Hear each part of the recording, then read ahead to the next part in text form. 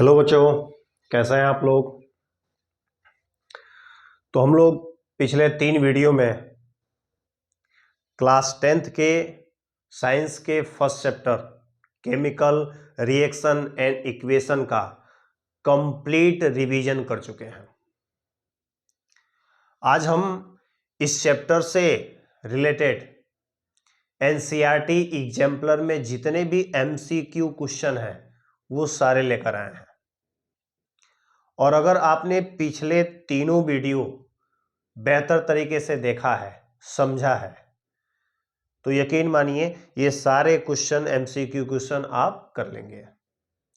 और अगर ये सारे एमसीक्यू क्वेश्चन कर लिए तो ये भी 100% क्लियर हो गया कि इस चैप्टर के आपके सारे कॉन्सेप्ट क्लियर हैं और इस चैप्टर से आपके एग्जामिनेशन में, बोर्ड एग्जामिनेशन में कोई भी एमसीक्यू क्वेश्चन आएगा वो आप सॉल्व कर लेंगे। आइए एक एक करके देखते हैं, ठीक है। सबसे पहला है नॉट ऑफ फिजिकल चेंज। इनमें से कौन ऐसा है जो फिजिकल चेंज नहीं है, भौतिक परिवर्तन नहीं है? कौन सा ऐसा इसमें प्रोसेस है जो भौतिक परिवर्तन, फिजिकल चेंज नहीं है? बताना है आपको। पहला ऑप्शन दिया हुआ है boiling of water to give water vapour. Water को बॉयल करके वाटर वेपर में कन्वर्ट करना, जल को गर्म करके उबाल कर जलवाष्प में बदलना, क्या ये भौतिक परिवर्तन है, फिजिकल चेंज है या फिजिकल चेंज नहीं है? फिजिकल चेंज में क्या होता है, कोई नया सब्सटेंस नहीं बनता है।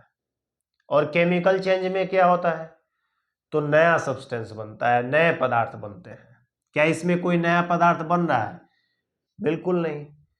जल जलवाष्प में बदल रहा है तो अवस्था में बस परिवर्तन हो रहा है, नए पदार्थों का निर्माण नहीं हो रहा है, न्यू सब्सटेंस नहीं बन रहा है। ऐसे ही melting of ice to give water, भाई बर्फ बदलकर जल में बदल रहा है, बर्फ के बदलने से जल का बनना, बर्फ के गलने से जल का बनना, क्या ये भौतिक परिवर्तन है? हाँ भाई, ये भी भौतिक परिवर्तन है क्योंकि इसमें भी कोई नया पदार्थ नहीं बन रहा है, न्यू सब्सटेंस का फॉर्मेशन नहीं हो रहा है। Dissolution of salt in water, salt का मतलब क्या हो गया, नमक। वाटर में साल्ट का घुलना, साल्ट के घुलने से कोई नया पदार्थ बनता है, न्यू सब्सटेंस बनते हैं? नहीं। इसका मतलब ये भी क्या है, ये भी एक फिजिकल चेंज है। लास्ट भाई, अब ऊपर के तीनों फिजिकल चेंज हैं तो कंफर्म हो गया कि भाई लास्ट वाला डी ऑप्शन क्या है, ये एक फिजिकल चेंज नहीं होगा क्योंकि चारों में से कोई एक तो सही ही है। चलिए फोर्थ है क्या, combustion of LPG. Combustion of LPG, और आपको पहले ही बताया जा चुका है कंबशन क्या होता है, एक केमिकल चेंज होता है। जब भी कंबशन वर्ड आ जाए, किसी को जलाना, दहन करना, जब भी किसी को जलाते हैं, जब भी किसी को बर्न करते हैं तो वहां पर एक केमिकल रिएक्शन होता है, केमिकल चेंज होता है। तो एलपीजी का कंबशन भी एक क्या है, केमिकल चेंज है, यह फिजिकल चेंज नहीं है। एलपीजी का मेन कंपोनेंट क्या होता है, आपको बताया था, याद करिए अच्छे से, आपको वीडियो में बताया जा चुका है। एलपीजी का मेन कंपोनेंट क्या होता है, ब्यूटेन। फार्मूला क्या होता है, C4H10, ब्यूटेन गैस। इसका कंबशन कराएंगे यानी ऑक्सीजन के साथ रिएक्शन होगा तो क्या क्या फॉर्म होगा, carbon dioxide and water, H2O। बोलो, बात समझ में आया? ये क्या है, केमिकल चेंज है, न्यू सब्सटेंस बन रहे हैं, ठीक है ना।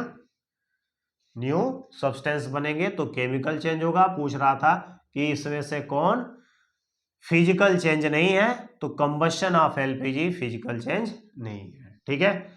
इस रिएक्शन को बैलेंस भी करके दिखाइएगा। चलिए नेक्स्ट क्वेश्चन, ये रिएक्शन दिया हुआ है और आपको बताना है कि ये किस टाइप का रिएक्शन है।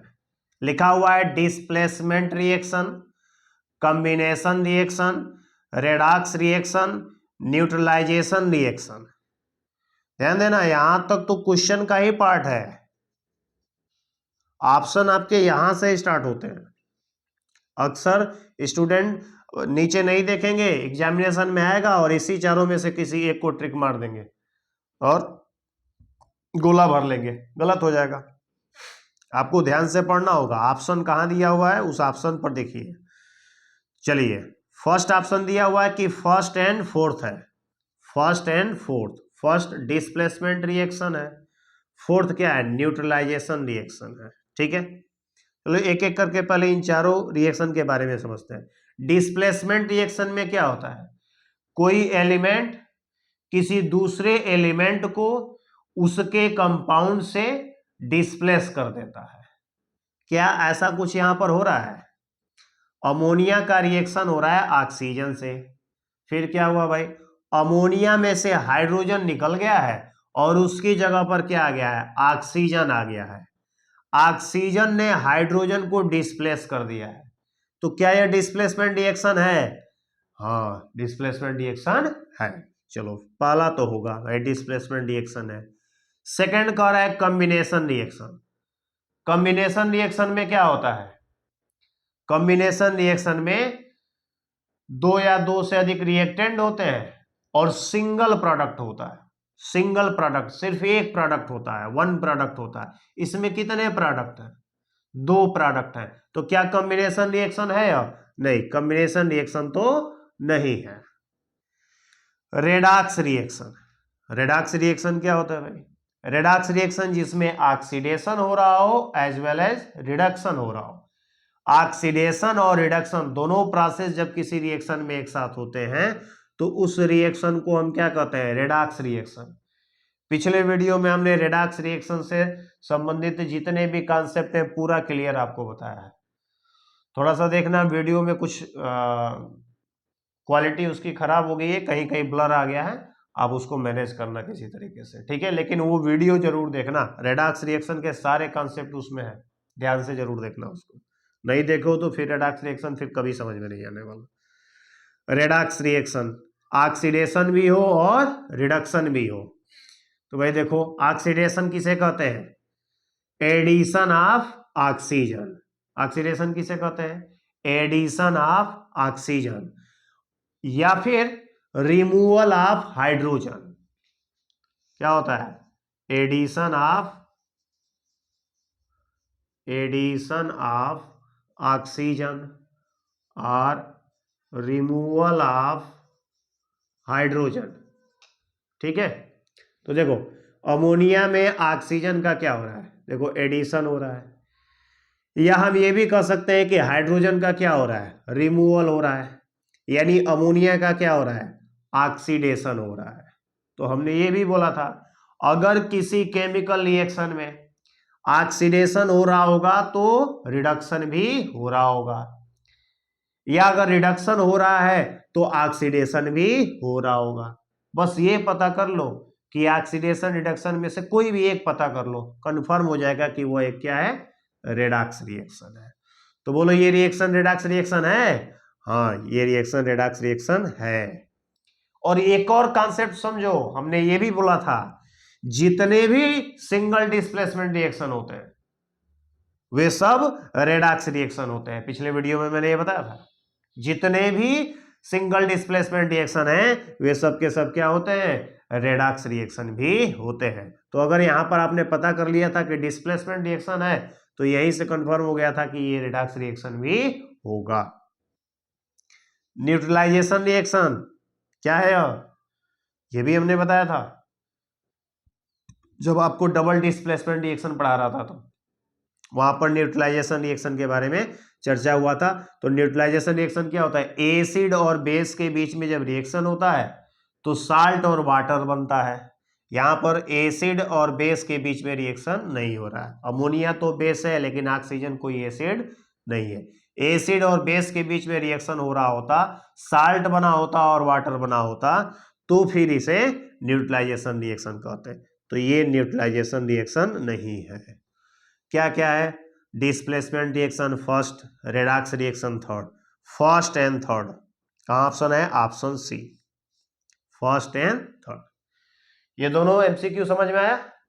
चलिए और भी देखते हैं एमसीक्यू।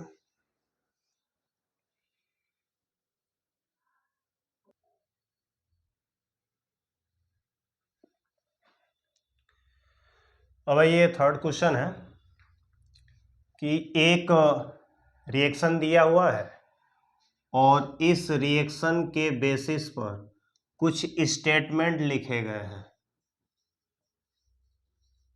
आपको इसमें से बताना है कि कौन कौन से स्टेटमेंट ट्रू है। क्या बताना है आपको? कौन कौन से स्टेटमेंट क्या है? ट्रू है। कह रहा है iron metal is getting oxidised. Iron का ऑक्सीडेशन हो रहा है। कह रहा है कि आयरन का ऑक्सीडेशन हो रहा है। तो देखो आयरन से आयरन ऑक्साइड बन रहा है, तो आयरन में ऑक्सीजन का एडिशन हुआ है। ऑक्सीजन का एडिशन क्या कहलाता है? ऑक्सीडेशन कहलाता है। तो आयरन मेटल का तो ऑक्सीडेशन हो रहा है। बिल्कुल सही बात है, ये सही स्टेटमेंट है। अगर इसका ऑक्सीडेशन हो रहा होगा तो इसका क्या हो रहा होगा? रिडक्शन हो रहा होगा। सिंपल से बात है, हमने बोला था कि अगर एक का ऑक्सीडेशन हो रहा है तो दूसरे का क्या हो रहा होगा? Reduction. Water is getting reduce, ये स्टेटमेंट भी क्या है? ट्रू है। या ऐसे भी आप समझ सकते हैं, H2O से H2 बन गया, ऑक्सीजन रिमूव हो गया, तो रिमूवल ऑफ ऑक्सीजन क्या कहलाता है? रिमूवल ऑफ ऑक्सीजन, ऑक्सीजन का निकलना रिडक्शन कहलाता है। तो वाटर का रिडक्शन हो रहा है। थर्ड एंड फोर्थ में दिया है कि वाटर रिड्यूसिंग एजेंट है एंड वाटर ऑक्सीडाइजिंग एजेंट है। तो इतना तो कंफर्म हो गया कि तीसरे और चौथे में से कोई एक तो गलत होगा ही, क्योंकि या तो वो रिड्यूसिंग एजेंट होगा या फिर क्या होगा? ऑक्सीडाइजिंग एजेंट होगा। तो बताओ रिड्यूसिंग एजेंट किसको कहते हैं? जिसका ऑक्सीडेशन होता है। और ऑक्सीडाइजिंग एजेंट किसको बोलते हैं? जिसका रिडक्शन हो रहा होता है। तो देखो वाटर का क्या हो रहा है? रिडक्शन हो रहा है, तो यह क्या होगा? ऑक्सीडाइजिंग एजेंट होगा। ये फोर्थ स्टेटमेंट ट्रू है, थर्ड वाला गलत है। तो अब बता दो कौन सा ऑप्शन सही होगा। चार ऑप्शन दिया हुआ है, तो देखो first, second and fourth, first second and fourth, ये स्टेटमेंट ट्रू है, तो सी वाला ऑप्शन आपका सही हो जाएगा। नेक्स्ट देखिए, पूछ रहा है कि इनमें से कौन एक्जोथर्मिक प्रोसेस है? ऊष्माक्षेपी अपक्रिया। कौन सी अपक्रिया? ऊष्माक्षेपी अपक्रिया पूछ रहा है। Reaction of water with quick lime, water का क्विक लाइम के साथ रिएक्शन। याद करो, क्विक लाइम किसको बोलते हैं भाई? कैल्शियम ऑक्साइड को। वाटर के साथ रिएक्शन कराते हैं तो क्या बनता है? बताओ, ये सारा प्रोसेस रिएक्शन बताया जा चुका है। अगर मैंने बोला ना, आप पिछले तीनों वीडियो में हर एक क्वेश्चंस के बारे में जानकारी दी जा चुकी है। कैल्शियम हाइड्रोक्साइड बनता है और प्लस में क्या होता है? बहुत बड़ी मात्रा में हीट रिलीज होती है। इसी को हम क्या बोलते हैं? Quick lime. और ये जो कैल्शियम हाइड्रोक्साइड का फॉर्मेशन होता है, इसको क्या बोलते हैं? Slaked lime. क्या बोलते हैं? Slaked lime. ठीक है, तो क्या ये ऊष्माक्षेपी अपक्रिया है? एक्जोथर्मिक रिएक्शन है? हाँ, एक्जोथर्मिक रिएक्शन है, क्योंकि एक्जोथर्मिक किसको बोलते हैं? ऐसा रिएक्शन जिसमें एनर्जी रिलीज होती है, हीट रिलीज होती है, तो इसमें हीट रिलीज होता है। इस सिलेक्ट लाइम का किसमें यूज करते हैं? बताओ तो। व्हाइट वॉशिंग में, दीवारों की सफेदी करने में, दीवारों की सफेदी करने में। ठीक है, और एक और बहुत बेहतरीन क्वेश्चन पूछा जा सकता है कि जब हम व्हाइट वॉशिंग करते हैं तो जिस दिन करते हैं उस दिन दीवार पर कोई चमक नहीं रहती है, लेकिन 2 से 3 दिन के बाद सरफेस वॉल जो है शाइनिंग सरफेस हो जाता है, चमकदार सतह तैयार हो जाती है। ऐसा क्यों होता है? इंपॉर्टेंट क्वेश्चन है। ऐसा इसलिए होता है कि ये जो कैल्शियम हाइड्रोक्साइड है ये एटमॉस्फेयर से कार्बन डाइऑक्साइड के साथ रिएक्शन कर लेता है और रिएक्शन करके बनाता है कैल्शियम कार्बोनेट और H2O। कैल्शियम कार्बोनेट, इसी की परत, इसी की लेयर दीवार पर बन जाती है और इसी की वजह से शाइनिंग सरफेस आता है। शाइनिंग सरफेस, बोलो क्लियर हुआ? ठीक है, इसी की वजह से शाइनिंग सरफेस आता है, याद रखना। तो चलो, reaction of water with quick lime, ये क्या है? एक्जोथर्मिक प्रोसेस है। ठीक है, डाइल्यूशन ऑफ एन एसिड, चूंकि ये रिवीजन क्लास चल रहा है तो आपने सारे चैप्टर तो पढ़ लिए हैं, तो एसिड वाला चैप्टर पढ़ा होगा। एसिड का जब डाइल्यूशन करते हैं यानी उसमें वाटर की मात्रा को, वाटर के अमाउंट को इंक्रीज करते हैं, तो इस प्रोसेस को हम क्या बोलते हैं? डाइल्यूशन कहते हैं। और ऐसा करते हैं तो आप देखते हैं बहुत बड़ी मात्रा में हीट निकलती है और इसीलिए बोला जाता है कि डाइल्यूशन करते समय बहुत ही सावधानी रखना चाहिए। डाइल्यूशन करते समय बहुत ही सावधानी रखना चाहिए। डाइल्यूशन करने के लिए एसिड में वाटर को नहीं मिलाना चाहिए, वाटर में धीरे धीरे करके एसिड मिलाना चाहिए, क्योंकि यह बहुत ही हाईली एक्जोथर्मिक प्रोसेस है। हाईली एक्जोथर्मिक प्रोसेस है, ये भी एक्जोथर्मिक प्रोसेस हो गया। इवेपोरेशन ऑफ वाटर, जल का वाष्पीकरण। भाई जल वाष्पित कैसे होगा? जब उसको एनर्जी मिलेगी तभी तो। जल का वाष्प में बदलना, काइनेटिक एनर्जी उसकी क्या हो गई? बढ़ गई। लिक्विड स्टेट में जो है उससे अधिक काइनेटिक एनर्जी होती है गैसियस स्टेट में। तो गैसियस स्टेट में जाने के लिए एनर्जी चाहिए, तो इवेपोरेशन के लिए क्या चाहिए? एनर्जी चाहिए। तो ये एक्जोथर्मिक प्रोसेस नहीं है, ये एंडोथर्मिक प्रोसेस है, उष्माशोषी अपक्रिया है, तो ये नहीं होगा। सब्लिमेशन ऑफ कैम्फर, सब्लिमेशन क्या होता है? 9th क्लास में आपने पढ़ा होगा। सब्लिमेशन क्या होता है? सब्लिमेशन वो प्रोसेस है जिसमें सॉलिड को हीट करने पर वो डायरेक्टली गैस में कन्वर्ट हो जाता है। कपूर को जब हम हीट करते हैं तो बिना लिक्विड में चेंज हुए सीधे किस में कन्वर्ट हो जाता है? गैस में। उसी प्रोसेस को क्या बोलते हैं? सब्लिमेशन। सब्लिमेशन के लिए भी क्या करना पड़ेगा? हीट देना पड़ेगा। तो ये भी एक एंडोथर्मिक प्रोसेस है, एक्जोथर्मिक नहीं है। तो कौन कौन सा? First and second. किस ऑप्शन में है भाई first and second? First and second पहले ऑप्शन में है, तो ऑप्शन ए आपका क्या हो जाएगा? ट्रू हो जाएगा। समझ में आया? चलिए नेक्स्ट क्वेश्चन की तरफ चलते हैं।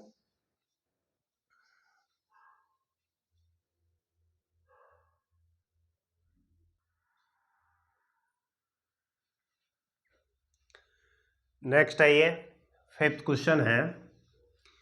3 बीकर है, ए बी एंड सी, तीनों में 25 ml वाटर लिया गया है। तीनों बीकर में 25 ml क्या लिया गया है? वाटर लिया गया है। इसमें भी है, इसमें भी है, इसमें भी है। फिर बीकर ए में सोडियम हाइड्रोक्साइड का सॉल्यूशन मिलाया गया, थोड़ा सा मिलाया गया सोडियम हाइड्रोक्साइड का अमाउंट। फिर कॉपर सल्फेट का अमाउंट बी में, और फिर सोडियम क्लोराइड का थोड़ा सा अमाउंट सी में मिलाया गया। और जब ऐसा किया गया तो बीकर ए का टेम्परेचर बढ़ गया, बी का भी टेम्परेचर बढ़ गया, लेकिन सी का टेम्परेचर, बीकर सी का टेम्परेचर क्या हो गया? घट गया, डिक्रीज कर गया। ठीक है, तो अब आपको बताना है कि इसमें से ट्रू स्टेटमेंट्स कौन कौन से हैं। इसमें से ट्रू स्टेटमेंट आपका क्या है? कह रहा है कि in A and B exothermic process, A और बी में एक्जोथर्मिक प्रोसेस हुआ है। एक्जोथर्मिक प्रोसेस होता है तो क्या होता है? उष्माक्षेपी अपक्रिया में क्या होता है? हीट निकलती है, एनर्जी निकलती है। एनर्जी निकलेगी तो क्या होगा, टेम्परेचर बढ़ जाएगा, टेम्परेचर इंक्रीज कर जाएगा। तो ए और बी दोनों में टेम्परेचर क्या कर रहा है, इंक्रीज कर रहा है। तो कंफर्म हो गया कि ये क्या है, एक्सोथर्मिक प्रोसेस है। ठीक है, चलो फर्स्ट स्टेटमेंट तो ट्रू है। इन ए एंड बी एंडोथर्मिक, ये तो ऐसे ही फॉल्स हो गया। चलो इन सी एक्सोथर्मिक प्रोसेस, सी में टेम्परेचर क्या हो गया है, डाउन हो गया है। टेम्परेचर डाउन होने का मतलब इसने एनर्जी को क्या किया है, हीट को क्या किया है, एब्जॉर्ब कर लिया है। जब NaCl को डिजॉल्व किया, ठीक है, तो इस प्रोसेस में हीट क्या हो गई, एटमॉस्फेयर से या इस बीकर से, ठीक है, हीट को इसने क्या किया, एब्जॉर्ब कर लिया। तो हीट जब एब्जॉर्ब होती है तो टेम्परेचर डिक्रीज करेगा, और ऐसे प्रोसेस को क्या बोलेंगे, एंडोथर्मिक, उष्माशोषी। तो एक्सोथर्मिक तो सी नहीं है, लेकिन एंडोथर्मिक है।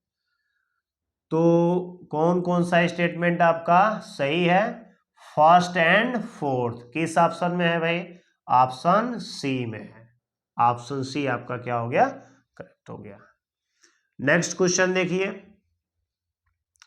देखो एक बीकर में एसिडिक KMnO4 है, इसका कलर कैसा होता है, इस सॉल्यूशन का कलर पर्पल कलर का होता है, बैगनी कलर का होता है।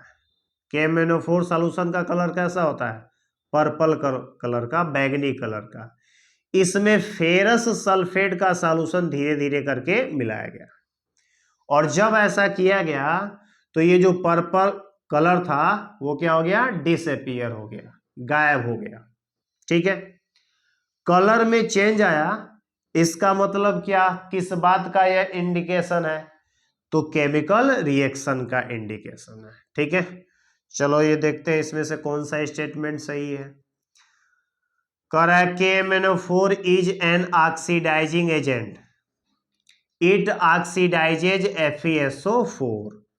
तो आपको याद होना चाहिए, फोर्थ चैप्टर जो आपका है कार्बन एंड इट्स कंपाउंड, उसमें आपने KMnO4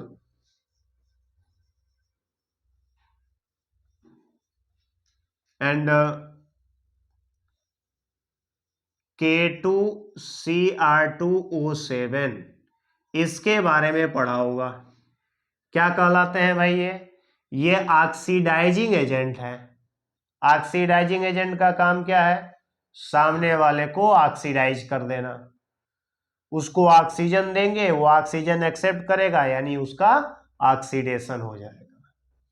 तो ये आपके फोर्थ चैप्टर में आपने यह पढ़ा होगा कि KMnO4 और K2Cr2O7 पोटेशियम परमैंगनेट और पोटेशियम डाइक्रोमेट, ये क्या होते हैं, ऑक्सीडाइजिंग एजेंट होते हैं। ठीक है, इनका काम क्या है, दूसरे को ऑक्सीडाइज करना। तो यहां पर भी KMnO4 है, यह फेरस सल्फेट को क्या कर दे रहा होगा, ऑक्सीडाइज कर दे रहा होगा। तो पहला ही स्टेटमेंट क्या हो गया, सही हो गया। बाकी स्टेटमेंट देख सकते हैं, ferrous sulphate acts as an oxidising agent, नहीं, यहाँ तो कंफर्म हो गया। जब ये वाला सही है तो ये कहाँ सही हो पाएगा, KMnO4 ऑक्सीडाइजिंग एजेंट है तो FeSO4 क्या हो जाएगा, रिड्यूसिंग एजेंट हो जाएगा। The colour disappears due to dilution, no reaction, no reaction तो हो ही रहा है, तो नो रिएक्शन, ये भी फॉल्स हो गया। KMnO4 is N unstable compound, अरे भाई इसको तो हम लेबोरेटरी में रखते हैं, ये अनस्टेबल कंपाउंड थोड़ी है। ठीक है ना, ये स्टेबल कंपाउंड है।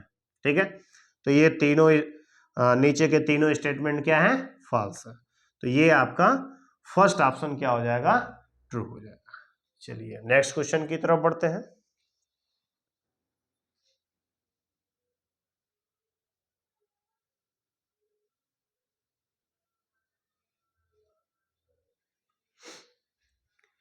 नेक्स्ट क्वेश्चन है कि इनमें से डबल डिस्प्लेसमेंट रिएक्शन कौन है, बताना है।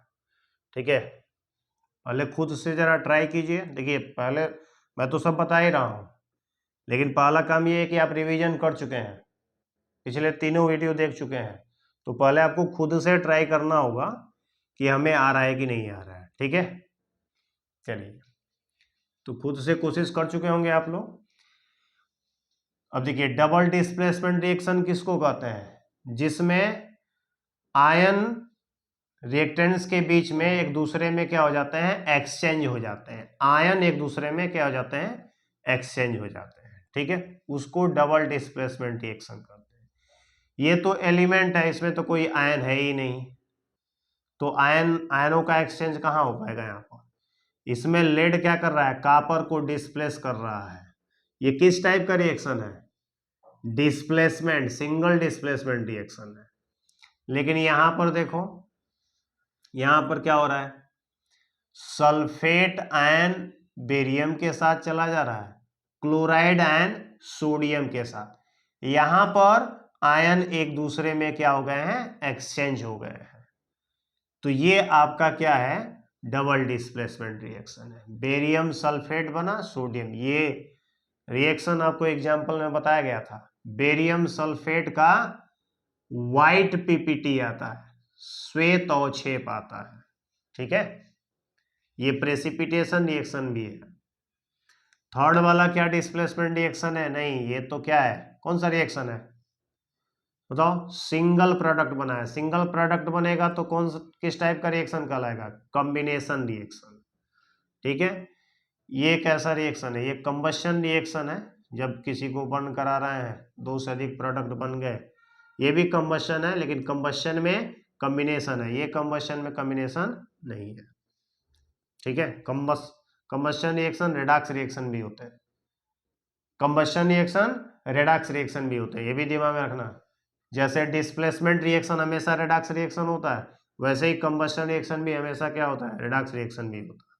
तो बताओ कौन सा ऑप्शन सही होगा, सिर्फ यही तो है double displacement reaction, option B सही हो जाएगा, ठीक है। कह रहा है exposure of silver chloride to sunlight, silver chloride को सनलाइट में रख दिया गया फॉर लॉन्ग ड्यूरेशन, लंबे समय तक, और ऐसा करने पर उसका कलर कैसा हो गया, ग्रे कलर हो गया। सिल्वर क्लोराइड का फार्मूला क्या है, AgCl। इसको जब सनलाइट में रख देते हैं तो क्या होता है, ये डीकम्पोज हो जाता है, किसमें, सिल्वर में और क्लोरीन में। पढ़ाया गया है कि नहीं पढ़ाया गया है, बताया गया है ना, सिल्वर और क्लोरीन में ये डीकम्पोज हो जाता है। डीकम्पोजिशन रिएक्शन है, फोटोलाइटिक डीकम्पोजिशन रिएक्शन है, ठीक है। और ये व्हाइट कलर का होता है AgCl, और सिल्वर का जब फॉर्मेशन होता है तो इसी की वजह से क्या होता है, ग्रे कलर आता है।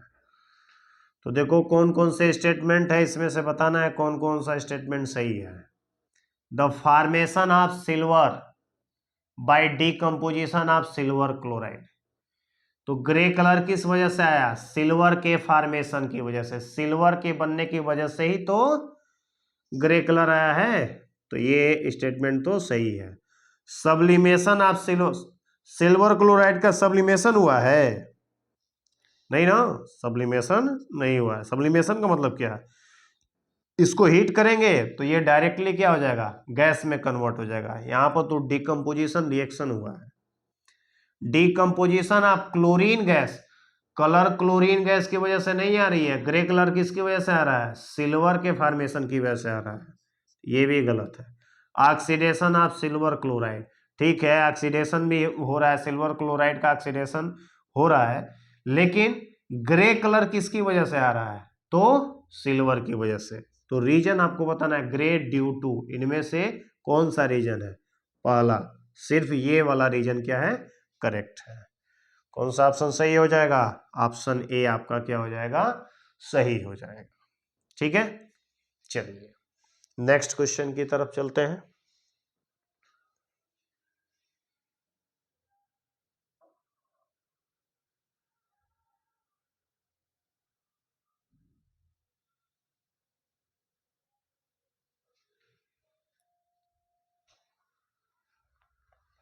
चलिए इन दोनों को भी पहले स्वयं से कीजिए, फिर हम बताते हैं, ठीक है।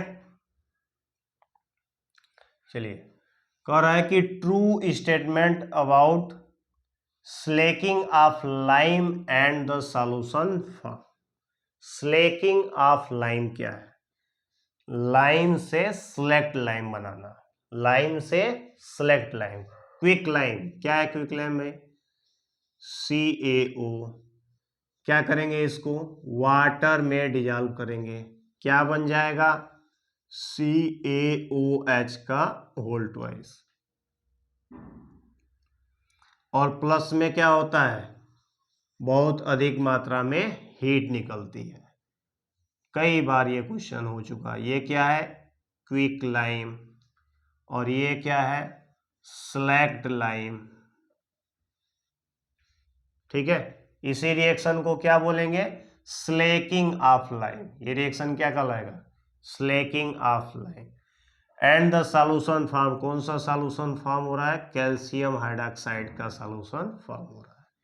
इसी के बारे में कौन सा स्टेटमेंट ट्रू है बताना है।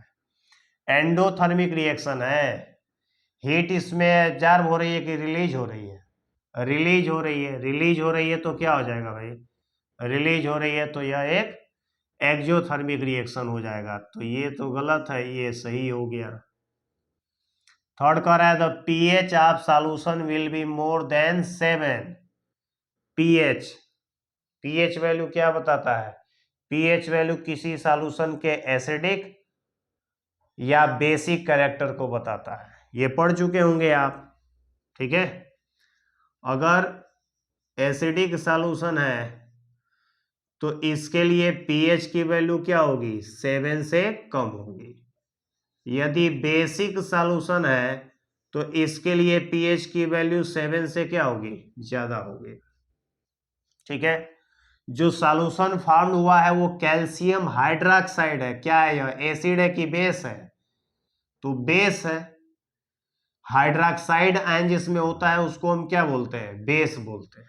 तो कैल्शियम हाइड्रोक्साइड एक बेस है, तो सॉल्यूशन कैसा हो जाएगा? बेसिक नेचर का। बेसिक नेचर के सॉल्यूशन का pH क्या होता है? 7 से ज्यादा होता है। तो the pH of the solution will be more than 7, ये स्टेटमेंट भी क्या है? ट्रू है। The pH of solution will be less than 7, 7 से कम होगा नहीं, वो तो एसिडिक सॉल्यूशन का होता है। ये फॉल्स हो गया। कौन सा स्टेटमेंट सही है भाई? सेकेंड एंड थर्ड किस ऑप्शन में है? Second and third option B में। ठीक है, नेक्स्ट आइए।